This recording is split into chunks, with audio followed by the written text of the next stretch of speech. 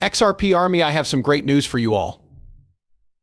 An important announcement was just made by Garlinghouse. We also have some important news from Donald Trump in the political world, including from our crypto czar. You should hear this guy's speech because he's pretty cool. I think a lot of people have been sleeping on him and don't really know who he is. As promised, I will introduce you to someone who will really help move the crypto space forward in an amazing way. We will also talk about the US economy because, let's be honest, the US government has been lying to you for a very long time. All of their job reports and the information they've been giving you about inflation is actually pretty much wrong. There was a big report on that matter not long ago. It was pretty shocking, and it will really show what will happen in the future.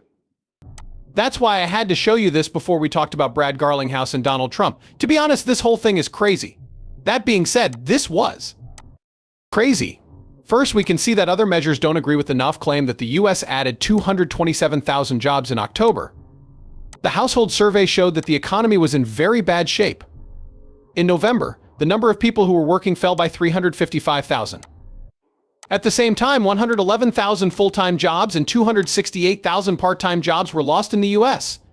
Long-term unemployment has gone up from 1.2 million to 1.7 million, even though the US government added 33,000 jobs just last month.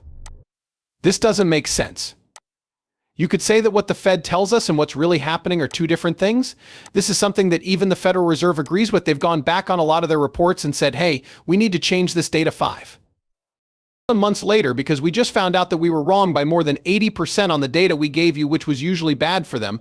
And sometimes they say, well, sometimes we need to lie about data to keep people from freaking out. That's how they kind of say it. And that's how they think about it. But I believe it is always wrong for them to do that since they work for the general good and the facts back this up. They have a terrible track record, and every time they share data, it turns out to be false. They say they're adding jobs even though they're actually letting people go.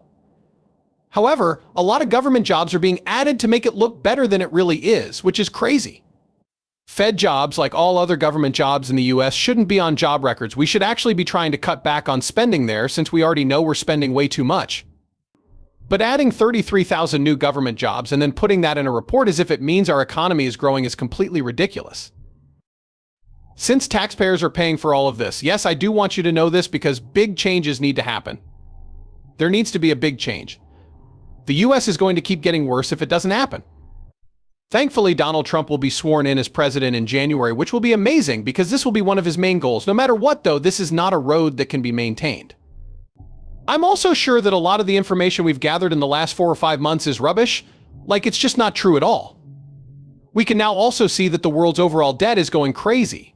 And the third quarter of 2024, the world's debt reached a new high of $323 trillion. And the world's debt has grown by $12 trillion in the last 3 quarters.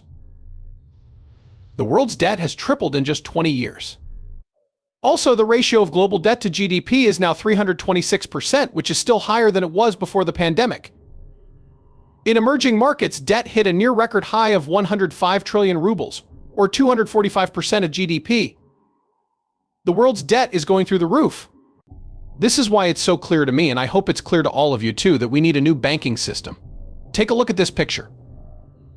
The fact that lawmakers aren't talking about how bad it is that debt is rising so quickly is disgusting. They're focusing on things that aren't true, like making sure we don't become poor and destroy everything we've worked so hard to build.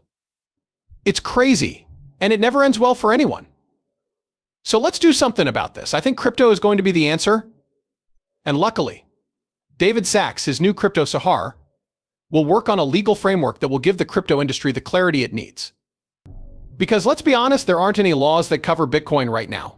And that was used to the benefit of the SEC and some other government agencies that did regulation by enforcement, which is crazy because all of these crypto companies have been begging the SEC for a legal framework.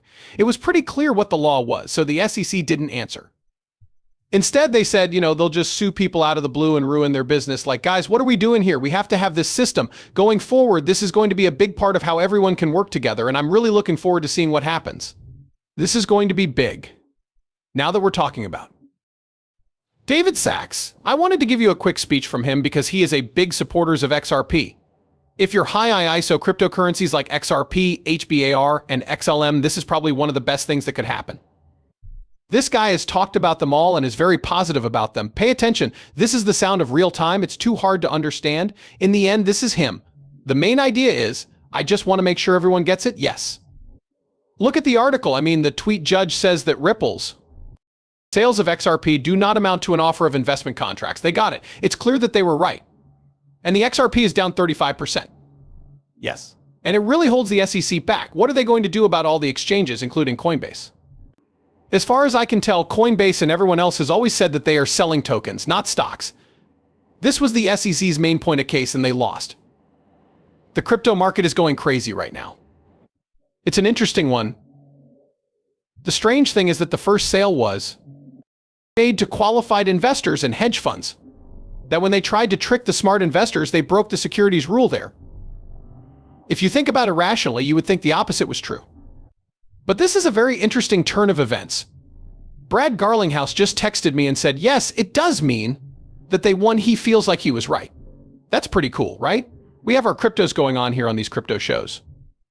To be more specific, this means that the SEC does need to follow the rules. They definitely aren't, and it's clear that they're a shady agency. That's going to change, though. In our last film, we talked about how the SEC is going to get a new chair. Of course, we'll also have a great new crypto Caesar who is making the rules for the crypto world. Also, this guy supports Bitcoin, guys.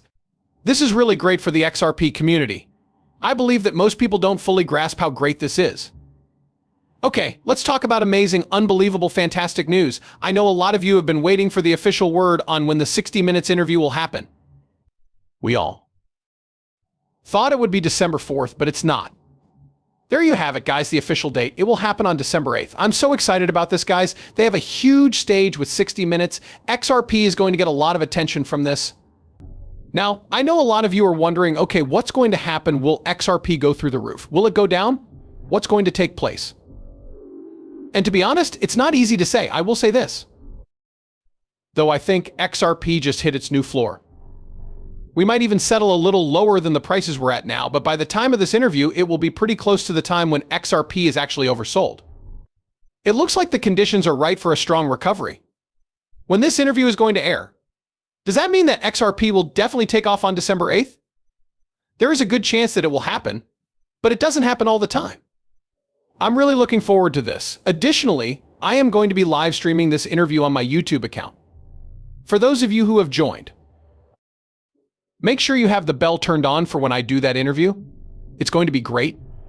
It's going to be great. It's going to be longer. I can't wait to tell you guys about it so that we can all get excited and have a nice watch party. After that, it looks like XRP's future is becoming a little more certain. Like I said, things are beginning to look a little more certain with XRP. The price did indeed consolidate down, and there has been a little bit of good price momentum all day. If you look at the daily stochastic RSI, right?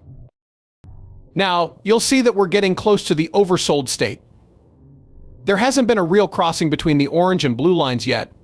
We still have to wait for that. This could happen today or tomorrow. To be clear, I buy XRP every single day when the price drops. I believe that is the best thing to do in this situation. And if you're excited about XRP's future and think it will go to $10 or $20 like I do, I think that's a great idea. But that's not financial advice, it's just what I think. In the end, I do think XRP will go through the roof and reach $20. And a 10x in 5 or 6 months. I think that's a pretty good deal. I'm going to be crazy about XRP for a little while now. Sign up for BTCC if you want to go crazy with me.